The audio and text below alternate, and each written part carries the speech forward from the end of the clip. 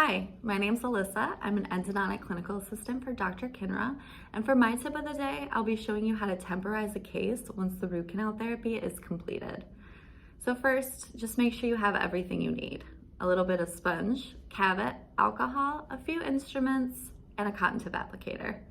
So first, take a little bit of sponge.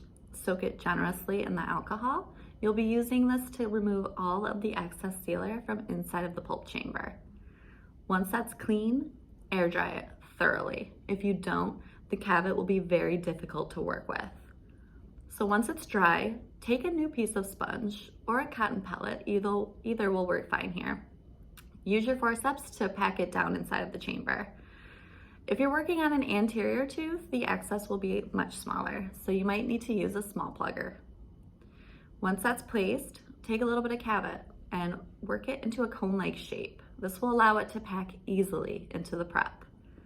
Once it's packed, take your cotton tip applicator, wet it with water, use it to remove any excess material. Once that's done, you're ready for your final x-ray.